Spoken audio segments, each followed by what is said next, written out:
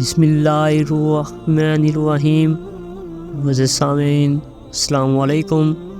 آج پھر میں آپ کی خدمت میں ایک اور قصہ لے کر آیا ہوں۔ یہ قصہ حجاج بن یوسف کا ہے۔ حجاج بن یوسف نے بتایا مجھے رات کو دفنانا اور قبر کو ہموار کرنا۔ حجاج بن یوسف کی موت کا دردناک واقعہ آج میں آپ کی خدمت میں پیش کروں گا۔ تو آئیے ہم اپنے موضوع کی طرف چلتے ہیں۔ اس سے پہلے اگر آپ نے میرا چینل سبسکرائب نہیں کیا تو سبسکرائب کیجئے اور بیل آئیکن ضرور دبائیے گا تاکہ اس طرح کی نئی ویڈیوز آپ کی طرف پہنچتی رہیں۔ حضرت سعید بن جبیر جو کہ ایک تابعی بزرگ تھے، ایک دن منبر پر بیٹھے ہوئے یہ الفاظ ادا کیے کہ حجاج ایک ظالم شخص ہے۔ ادھر جب حجاج کو پتہ چلا کہ آپ میرے بارے میں ایسا گمان کرتے ہیں تو آپ کو دربار میں بلا لیا اور پوچھا کیا تم نے میرے بارے میں ایسی باتیں بولی ہیں؟ تو آپ نے فرمایا ہاں بالکل، تو ایک ظالم شخص ہے۔ یہ سن کر حجاج کا رنگ غصے سے سرخ ہو گیا اور آپ کے قتل کے احکامات جاری کر دیے۔ جب آپ کو قتل کے لیے دربار سے باہر لے کر جانے لگے تو آپ مسکرا دیے۔ حجاج کو ناگوار گزرا۔ اس نے پوچھا کیوں مسکراتے ہو؟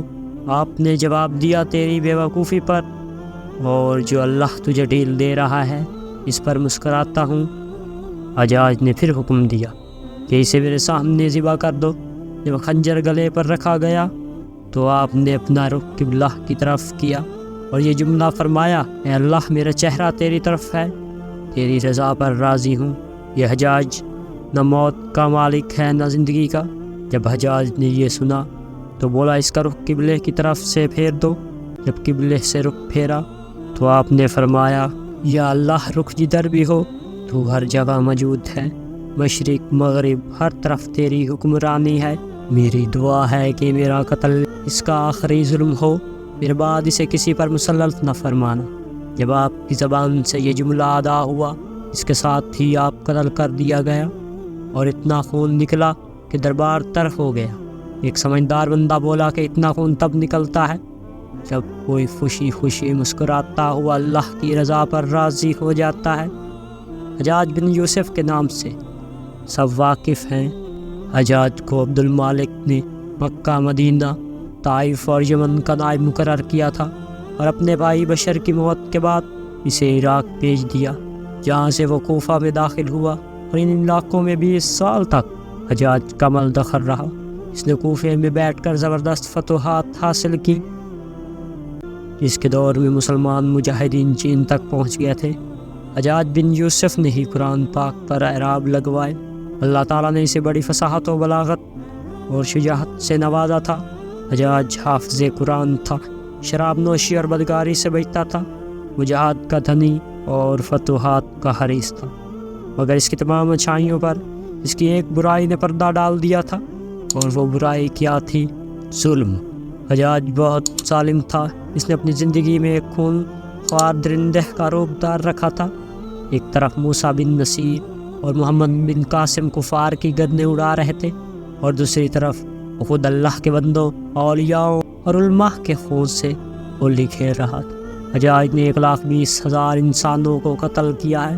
اس کے جیل خانوں میں ایک دن میں 80 ہزار قیدی ایک وقت میں ہوتے تھے، جن میں سے 30,000 عورتیں تھیں۔ اس نے جو آخری قتل کیا وہ عظیم تابعی اور زاہد و پارسا انسان حضرت سعید بن جبیر رضی اللہ تعالیٰ عنہ کا قتل تھا۔ انہیں قتل کرنے کے بعد حجاج پر وحشت سوار ہو گئی تھی۔ وہ نفسیاتی مریض بن گیا تھا۔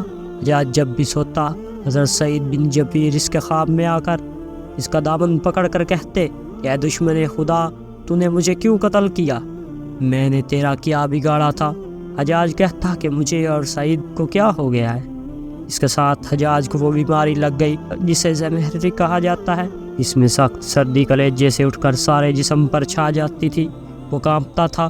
آگ بھری انگیٹھیاں اس کے پاس لائی جاتی تھی اور اس قدر قریب رکھ دی جاتی تھی کہ اس کی خال جل جاتی تھی، مگر اسے احساس نہیں ہوتا تھا۔ حکیموں کو دکھانے پر انہوں نے بتایا کہ پیٹ میں سرطان ہے۔ ایک طبیب نے گوشت کا ٹکڑا لیا اور اسے داغے کے ساتھ باندھ کر حجاج کے حلق میں اتار دیا۔ تھوڑی دیر بعد دھاگے کو کھینچا تو اس گوشت کے ٹکڑے کے ساتھ بہت عجیب نسل کے کیڑے چمٹے ہوئے تھے اور اتنی بدبو تھی جو پورے 1 مربع میل کے فاصلے پر پھیل گئی۔ درباری اٹھ کر بھاگ گئے۔ حکیم بھی بھاگنے لگا۔